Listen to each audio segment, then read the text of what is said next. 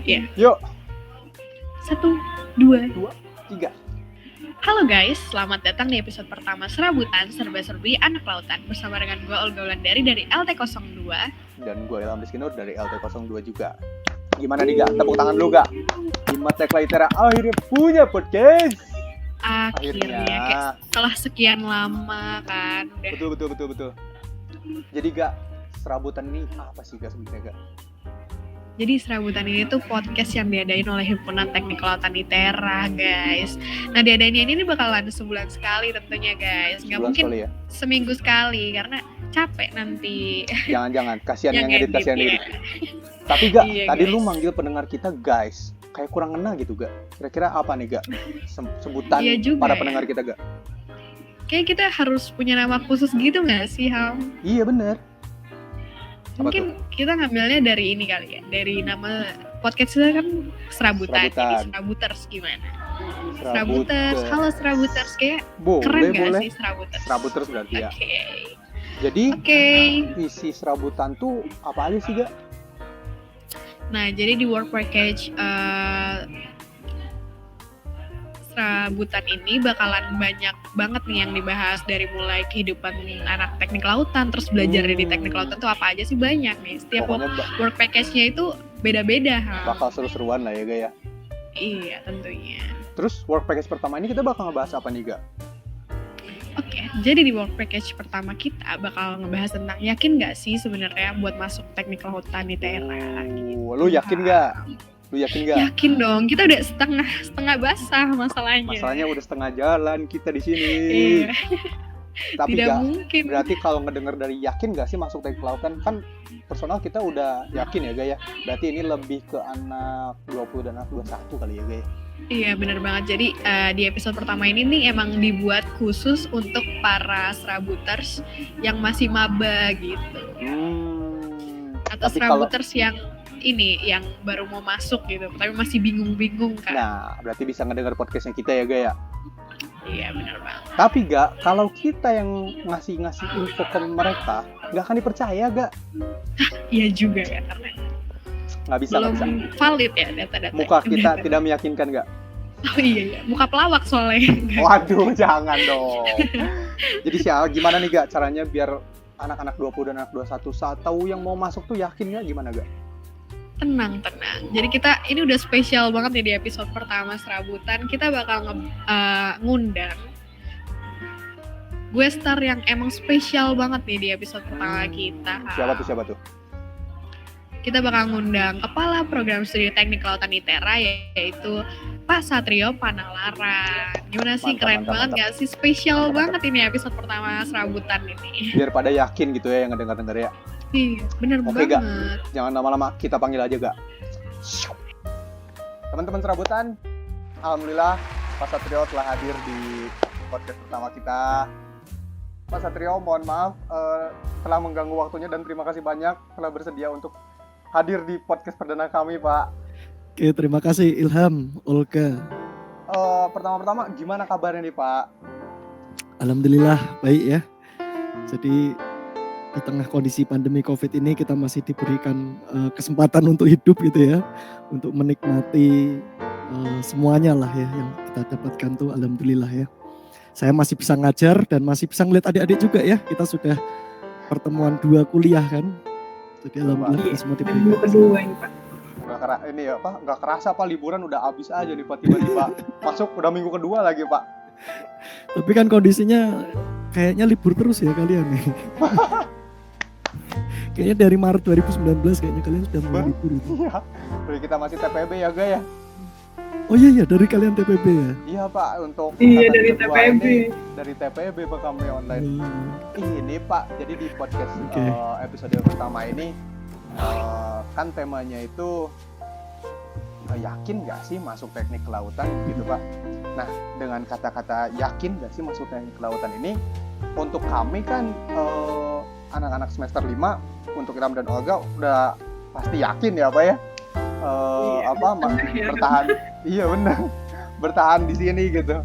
Nah, berarti ini untuk lebih tepatnya ditujukan untuk pendengar dari 21 dan 20, di mana anak 20 baru masuk ke jenjang belajar bener-bener tentang teknik kelautan, dan juga anak mahasiswa baru 21 masih TPB kan ya Pak ya.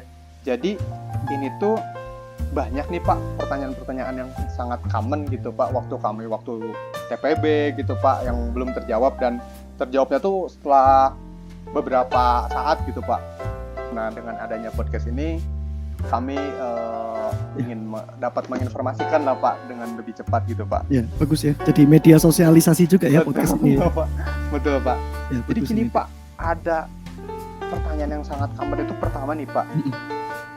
Apa sih Pak hubungannya ITERA dan ITB itu Pak? Itu wah sangat ini Pak, sangat sering didengar gitu Pak. Jangan-jangan Ilham ini termasuk anak yang masuk ITERA karena itu?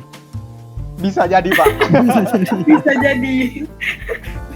Jadi ITB nggak masuk, ITERA. Oh gitu ya. Karena Ilham ini kan orang Bandung ya sebetulnya. Iya, kebetulan saya orang Bandung Pak. Tapi kok dulu nggak masuk ITB Ilham? Karena denger itu. Iya Pak. Waktu SBMPTN nggak masuk Pak. Gitu Pak. Jadi ini ya, hubungan antara ITERA dengan ITB ya. Saya juga sering dengar tuh ya, ada orang yang mungkin sedikit mengistilahkan ya, tapi istilah itu terus kemudian dibawa ke medsos ya, akhirnya kemana-mana kan gitu ya. Sering dikatakan bahwa ITERA itu anak dari ITB gitu ya, atau ITERA itu seolah-olah adalah ITB-nya di Lampung gitu ya. Nah, kita melihat dulu nih mengapa orang bisa sampai berkata kayak gitu ya. Berarti kan apa sih kok orang kenapa bisa bicara seperti itu ya. Nah, kita lihat dulu dari dua sisi ya. Kalau misalnya dikata benar ya bisa jadi benar. Kalau dikata tidak ya mungkin tidak, kalau misalnya ITB-nya tidak setuju untuk dikatakan seperti itu ya. Iya betul. Karena nggak bisa juga kan kita klaim secara formal, kita klaim kita anak ITB gitu misalnya. Nah, belum tentu beliau-beliaunya setuju, atau mungkin malah memang setuju ya, mudah-mudahan. Nah, tapi apa sih hubungannya ITERA dengan ITB? Nah, ini kita kembali lagi nih ke sejarahnya ya, ke sejarah kenapa ITERA dibuat gitu ya. Sejarah ITERA dibuat karena dulu ya, masih zaman Presiden Susilo Bambang Yudhoyono ya. Kemudian ada sebuah kajian konsep MP3EI gitu ya, Master Plan Percepatan Pembangunan Ekonomi Indonesia, di mana Indonesia itu dirasa bagaimana bisa pembangunan itu bisa merata, tidak hanya tersentralisasi di Jawa, tapi bisa sampai Pulau Sumatera, seluruh Indonesia lah seperti itu. Kemudian dalam konsep itu bagaimana membangun itu ya banyak pendekatan pembangunan ekonomi, sosial, teknologi dan lain sebagainya. Nah, ada dua pembangunan yang menjadi penting ya untuk meningkatkan pembangunan ekonomi juga, bahkan nanti ada dampak sisi lain dari adanya perguruan tinggi di suatu daerah itu nanti akan berdampak secara ekonomi juga. Nah, tetapi dua sisi yang penting itu adalah kalau kita mau negara kita maju ya sumber daya manusianya harus diperbaiki gitu ya. Sumber daya manusianya harus dipersiapkan untuk kita menjadi negara maju. Artinya kita butuh pendidikan. Dalam hal ini pendidikan tinggi untuk menciptakan orang-orang sebagai profesional, kan seperti itu ya. Terus pembangunan yang kedua adalah pembangunan ilmu pengetahuan dan teknologi sendiri. Karena kan kita selalu ya banyak orang berkata bahwa Indonesia itu cuma bisa jual raw product gitu ya. Hasil alam mentah dijual. Nah, bagaimana supaya kita tidak hanya menjual raw product? Ya kita harus ada membuat bahan mentah itu menjadi barang jadi atau barang setengah jadi gitu, supaya ada pertambahan nilai. Nah, untuk bisa membuat raw product menjadi produk itu ya atau setengah jadi, maka diperlukan adanya inovasi teknologi atau penerapan teknologi kan seperti itu ya. Sehingga dibutuhkan adanya pengembangan ilmuwan dan teknologi. Nah, dari pembahasan MP3EI itu kemudian dilihat jumlah scientist di Indonesia, jumlah engineer di Indonesia gitu ya. Kemudian dirasa kurang yang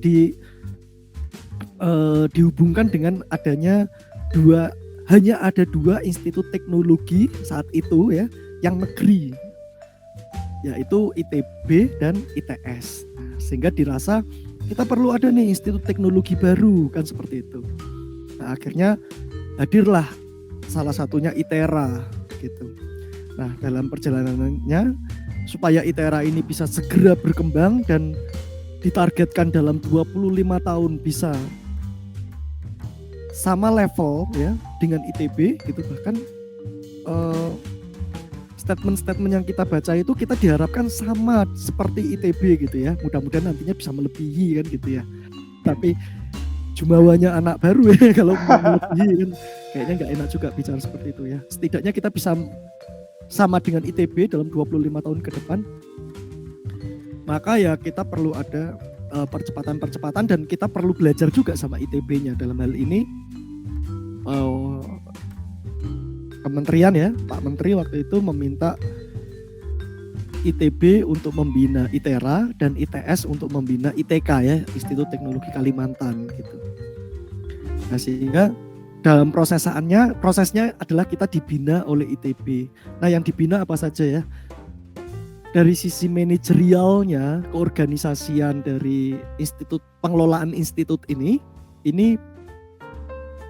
banyak ITB berperan di dalamnya sebagai rektor, sebagai wakil rektor, sebagai kaprodi ya, bahkan waktu itu kaprodi hampir semua ITB gitu kan, dosen-dosen ITB maksudnya. Kemudian Kajur juga ada, ketua jurusan ya ada dari ITB gitu. Nah, nanti perlahan-lahan baru nanti dosen ITERA yang sudah punya pengalaman untuk memimpin baru diminta untuk memimpin gitu ya. Jadi seperti itu dalam sisi keorganisasiannya. Lalu dari sisi kualitas pendidikannya kita juga ya banyak pembinaan, bahkan di tahun 2018, bahkan sampai 2019, bahkan sampai mungkin sekarang ya, banyak dosen-dosen istilahnya MDPA ya, mobilisasi dosen pakar ahli yang datang ke ITERA terus mengajarkan bagaimana dosen ITERA untuk penelitian, bagaimana dosen ITERA untuk publikasi, untuk membuat proposal, untuk pengabdian masyarakat, untuk mengajar gitu ya, untuk membuat kualitas pendidikan. Nah, itu kita juga banyak dari ITB memberikan pengajaran itu. Dan tentunya sampai sekarang banyak tim teaching ya yang kita masih diplot bersama dengan dosen-dosen ITB ya.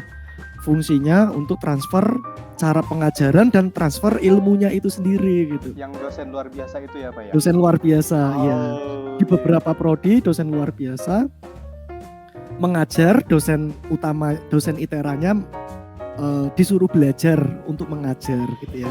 Tapi di beberapa prodi dosen ITERA-nya sudah mulai diberikan kesempatan untuk ikut mengajar, nanti dosen ITB-nya memonitor bagaimana cara dia mengajar, apakah yang diajar sudah tepat gitu ya. Sehingga di belakang layar yang adik-adik tidak ketahui, terus kita nanti rapat dengan dosen-dosen, terus nanti dikasih arahan, dikasih koreksi gitu. Nah, sehingga ya kita bisa dibilang ITERA dibina oleh ITB, seperti itu deh. Jadi lebih tepatnya dibina ya Pak ya? Mungkin seperti itu ya. Seperti itu. Tapi menarik banget sih tentang tadi yang dibahas Pak Satrio tentang dosen luar biasa itu. Jadi mungkin banyak dari anak teknik lautan mahasiswanya tuh banyak yang belum tahu nih kalau ada dosen luar biasa gitu. Terus nih Pak, saya mau cerita sedikit. Jadi waktu ngumpul sama teman-teman tuh kalau misalkan saya memperkenalkan diri kalau saya tuh kuliahnya jurusan teknik lautan, mereka tuh pada ngiranya saya bakalan lulusnya tuh kalau udah lulus bakalan jadi nelayan nih Pak. Kira-kira bener nggak sih Pak? Mungkin bisa dijelasin lebih detail lagi gitu peluang kerjanya. Bisa engkau mau ternak ikan Pak? Iya, ternak lele. Ternak lele. Itu juga. Ya itu apa ya dasarnya orang-orang bisa seperti itu ya. Bisa tanya seperti itu. Mungkin berdasarnya sebetulnya cuma bercanda ya Dek ya. Iya. Tapi apa sih sebetulnya peluang kerjanya teknik lautan, seperti itu yang pertanyaannya ya. Nah, teknik lautan yang sebetulnya yang kita pelajari adalah bagaimana kita bisa melakukan aktivitas ya. Aktivitasnya adalah mengeksplorasi laut, mengeksploitasi laut gitu ya. Nanti eksploitasinya jangan langsung diasumsikan eksploitasi yang negatif ya, nanti kita akan bisa bicara eksploitasi yang berkelanjutan, yang sustainable gitu ya, yang terintegrasi gitu kan. Nah, artinya kita bagaimana sih manusia itu bisa memanfaatkan potensi laut. Nah, memanfaatkan kan berarti harus ada manusia di sana dan melakukan apa kan gitu ya. Karena manusia ini kan bukan manusia ikan ya, yang bisa mungkin di atas laut berjam-jam kan gitu ya. Sehingga dibutuhkan sebuah sarana untuk dia bisa mengeksploitasi laut atau mengeksplorasi laut kan seperti itu. Nah, itu adalah ruang lingkup dari keilmuannya teknik kelautan, menyediakan sarana itu. Sehingga sarana itu nanti ada dua ya.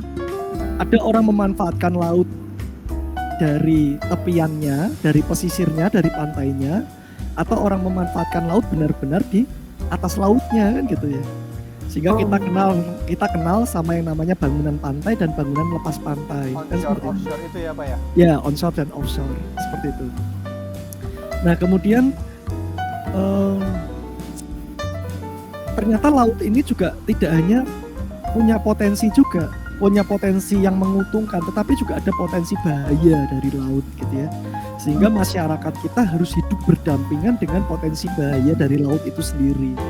Nah, itu muncul di kita di teknik kelautan, muncul bidang mitigasi bencana kelautan misalnya seperti itu. Nah, bidang-bidang itulah yang menjadi ruang lingkup pekerjaannya anak-anak teknik kelautan nantinya, Dek. Seperti itu.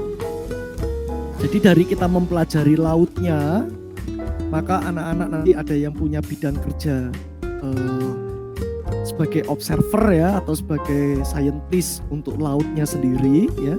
Dalam hal ini adalah yang erat kaitannya dengan kebutuhan kita membangun atau mengoperasikan sarana-sarana tadi, Dek. Nah, berarti kan kita butuh mengetahui karakteristik laut. Karakteristik apa? Karakteristik perilakunya. Nah, kalau kita bicara perilaku laut, maka kita berbicara mengenai fisisnya laut. Bagaimana bagaimana laut itu bekerja seperti itu. Nah, itu yang kita pelajari. Nah, itu di kita namanya ilmu hidrodinamika ya, hidrodinamika kelautan. Nanti kita bicara lingkungan lautnya, kita bicara oceanografi kelautan. Nanti ada anak-anak yang mungkin bekerja di ruang lingkup itu. Kemudian ada anak-anak nanti yang akan bekerja di ruang lingkup bagaimana memanfaatkan laut dari atas laut. Artinya operasi lepas pantai. Nah, operasi lepas pantai itu nanti ada dua ya. Ada yang platform atau ya menggunakan kapal. Sama-sama bangunan terapung ya. Tapi bisa jadi yang membedakan kalau kapal itu dia punya alat gerak sendiri ya. Kalau platform itu ya kemungkinan bisa jadi mungkin punya alat gerak ya, saya kurang tahu, tapi bisa jadi dia posisinya itu bergeraknya dipindahkan oleh si kapal itu sendiri gitu, Dek. Jadi peluang kerjanya banyak sekali ya Pak ya? Ya banyak, Dek. Jadi yang tertarik port bisa, yang tertarik migas bisa gitu ya. Yang tertarik dengan pengelolaan pantai juga bisa, tertarik dengan wisata bahari bisa gitu ya. Nah, untuk kita bisa mempelajari banyak hal itu, nanti ada kan mata kuliah kalian itu untuk mendukung ke arah sana. Mendukung belajar hidrodinamika laut, untuk mendukung belajar geotekniknya, yang mendukung belajar mengenai strukturnya, yang mendukung mengenai bencana, kan ada juga mata kuliah itu. Seperti itu, Dik. Pak, mantap Pak. Banyak banget info yang bisa didapat ya teman-teman. Olga gimana nih Gak? Pertanyaan selanjutnya nih Gak. Tadi menarik banget sih dijelasin. Tapi saya penasaran nih Pak tentang kalau teknik kelautan tuh belajar ini juga nggak sih Pak, kayak kita bangun bangunan buat energi terbarukan gitu. Terus kira-kira kalau misalkan buat bangunan energi terbarukan tuh peluangnya gede nggak sih Pak di masa depan yang akan datang gitu? Oke. Ini menarik banget ya. Teknik lautan bicara energi terbarukan atau enggak gitu ya. Ya iya Dek, karena salah satu energi terbarukan itu energi terbarukan dari laut ya. Contohnya ini tapi masih risetnya masih berupa potensi ya. ada arus, energi oleh arus pasut ya terutama ya. Pasut tuh pasang surut ya. Kemudian energi oleh gelombang laut. Kemudian ada yang namanya OTEC ya, Ocean Thermal Energy Converter atau apa, saya agak lupa ya namanya ya. Oh, yang di ini ya Pak, tengah laut terus konversi panas dari dalam laut. Ya betul, itu OTEC ya. Nah seperti itu. Tetapi skalanya sampai saat ini itu masih kebanyakan masih skala riset ya. Kenapa skala riset? Karena untuk mencapai nilai ekonomis itu dikembangkan, itu yang sekarang belum masuk nilai ekonomisnya gitu deh. Kalau kita masih berpikiran dibandingkannya dengan energi fosil. Ya, sehingga energi terbarukan itu hitungannya belum visible, belum layak untuk dikembangkan seperti itu ya. Tetapi kalau kita sebagai peneliti, kalian mahasiswa sebagai peneliti atau nanti kalian jadi dosen atau jadi peneliti juga, tentunya bukan berarti yang tidak layak sekarang itu tidak layak di masa depan. Ada inovasi-inovasi yang mungkin nanti kalian akan temukan untuk itu bisa dikata layak, atau mungkin secara ekonomi nantinya fosil mungkin sudah sangat langka sehingga energi terbarukan menjadi layak secara ekonomi, kan bisa juga, bisa terjadi. Sehingga pengembangan energi terbarukan ke depannya mungkin bisa ya harus terus dicari ya. Nah, sekarang energi terbarukan yang lagi banyak dilirik orang itu kan energi dari angin ya, energi dari angin sama energi dari surya ya. Iya. Nah, energi dari laut potensinya besar tetapi belum dimanfaatkan ya, seperti itu. Pasti susah nih Pak belajarnya di teknik kelautan ITERA tuh. Soalnya kan ngelihat peluang-peluangnya yang mantap-mantap kayak tadi. Ada nggak sih Pak kegiatan-kegiatan seru di teknik kelautan sendiri Pak? Kayak praktikumnya gitu kali ya, Ham. Oh oke. Oh, iya. Jadi membahasnya dari sisi akademik ya, bukan dari sisi kegiatan mahasiswa ya. Dari sisi mana nih ya, kegiatan akademik dulu ya, kegiatan akademik yang seru gitu ya. Di teknik kelautan kita selain kuliah, kita ada praktikum ya, ada praktikum. Nah praktikum itu ada yang kegiatan di laboratorium ya, seperti laboratorium di mekanika fluida, laboratorium hidrolika ya di mekanika fluida, laboratorium tanah di geoteknik gitu kan. Kemudian nanti ada juga praktikum yang sifatnya itu komputasi ya, menggunakan laboratorium komputasi gitu. Praktek menghitung menggunakan komputer gitu ya. Dan ada juga praktikum yang kalian itu harus tahu laut ya. Kalian harus punya sense of engineering gitu ya, dari yang akan kalian hadapi, yaitu laut kan, maka kalian harus ke laut gitu ya. Maka nanti ada praktikum-praktikum yang sifatnya itu bukan seperti ya, memang ya kuliah lapangan gitu. Kuliah lapangan. Praktikum betul. Lapangan atau kuliah lapangan kita sebut ya. Nah, nanti kalian akan belajar dengan menggunakan alat-alat teknik lautan gitu ya, alat-alat pengukuran, terus kalian merasakan bagaimana sih mengukur arus gitu misalnya ya. Terus bagaimana mengukur gelombang, terus kalian mengamati masalah di pantai itu seperti ini gitu ya. Sehingga kalian bisa sudah punya pengalaman untuk tahu apa yang nantinya kalian kerjakan. Nah kira-kira kayak gitu deh. Nah kalau kegiatan-kegiatan yang lainnya, ya ini alhamdulillah ya, mahasiswa kita ini banyak aktif juga ya, seperti ini podcast ini ya. Terus himpunan mahasiswanya sudah mulai aktif ya. Saya lihat sudah mulai banyak kegiatan ya himpunan-himpunan kita ya. Dan itu bagus sih Dek. Karena akan memacu mahasiswa itu untuk mengaktualisasikan dirinya ya, untuk mengekspresikan dirinya melalui kegiatan-kegiatan itu ya. Ada yang olahraga, ada yang main musik, ada yang mungkin berorganisasi kan gitu ya. Bagus sih Dek.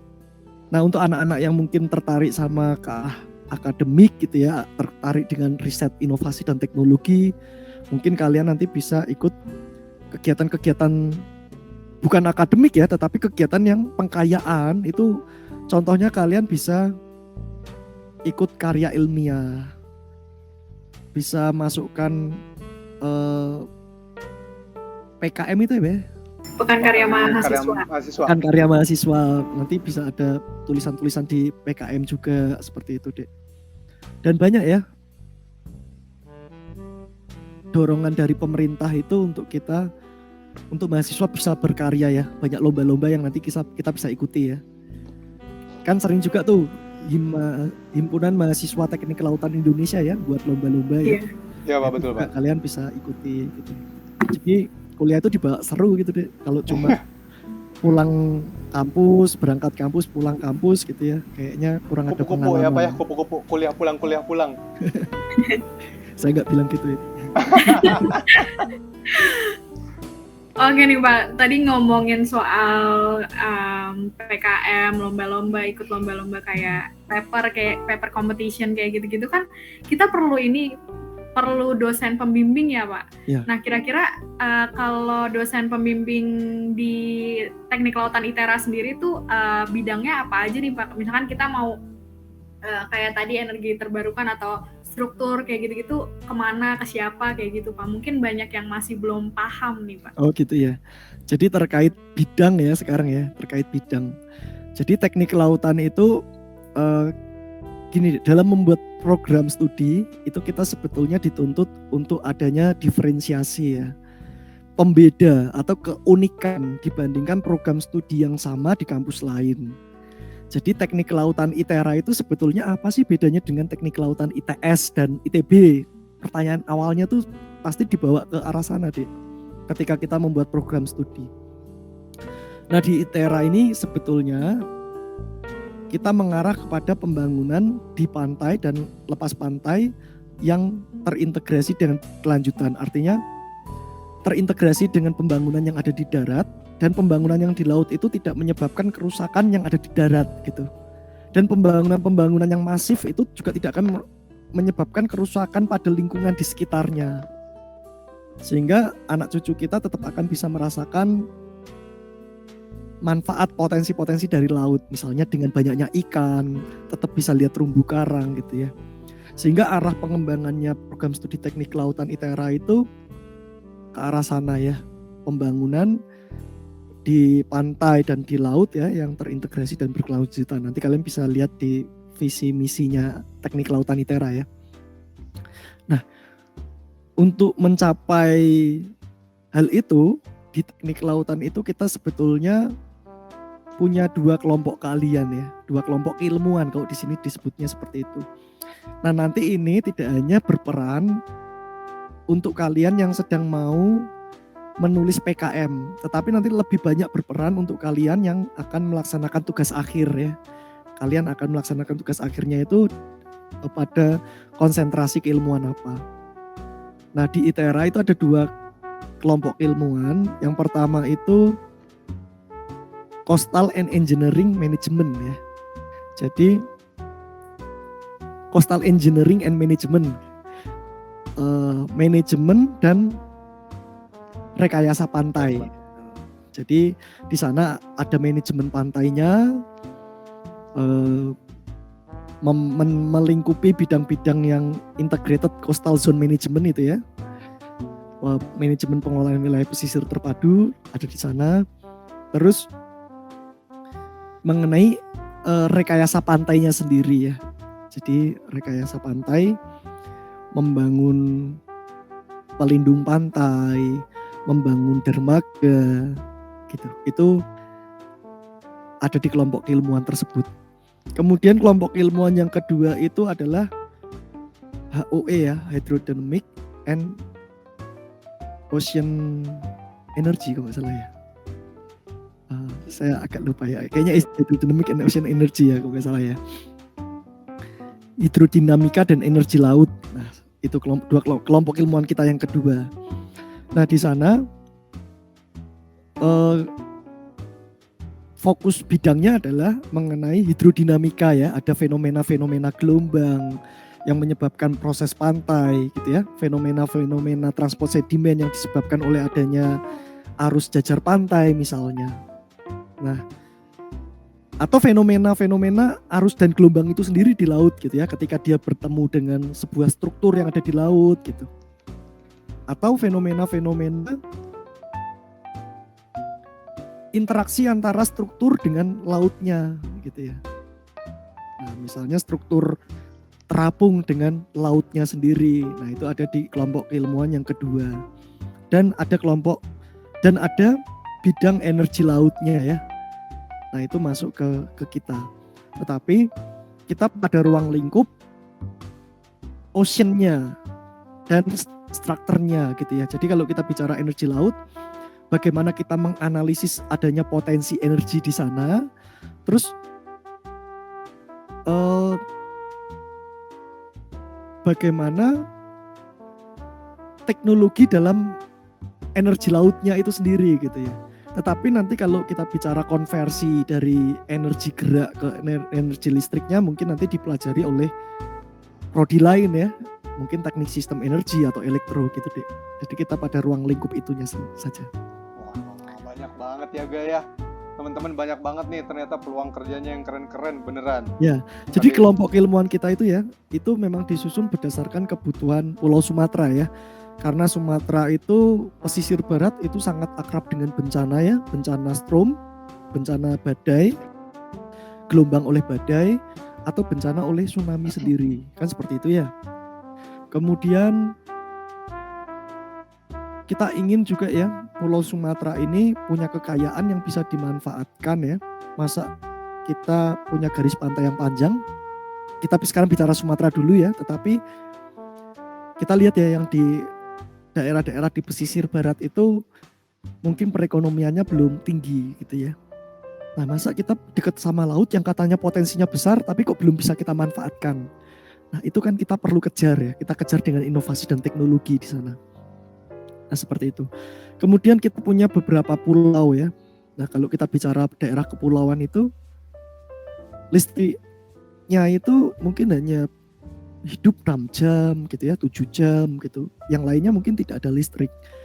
Nah, karena kita masih pakai diesel ya, mungkin pakai diesel ya, mungkin pakai fosil itu, bahan bakar, masih pakai bahan bakar minyak lah. Nah, kita perlu mencoba mencari terobosan bagaimana orang-orang di kepulauan itu punya pasokan listrik yang menerus. Nah, kemungkinan ya gelombang itu kan selalu ada ya, pasang surut itu kan selalu ada kan. Nah, bagaimana kalau kita bisa memanfaatkan itu sebagai supply energi mereka? Nah, itu kan sangat dimanfaatkan ya, yang ada ya Pak ya. Artinya memang kita butuh ya inovasi teknologi ke arah sana. Nah, itulah yang kita ejawantahkan gitu ya. Jadi kelompok-kelompok keilmuan di ITERA ini gitu deh. Karena ini kebutuhan Sumatera dan kebutuhan Indonesia. Oke Pak, kayaknya penjelasannya udah benar-benar jelas banget nih Ham. Betul. Mungkin kalau bisa diringkas lagi, kita balik lagi, tadi kita udah ngomongin banyak hal nih dari mulai ITERA dari ITERA itu bimbingannya dari ITB ya.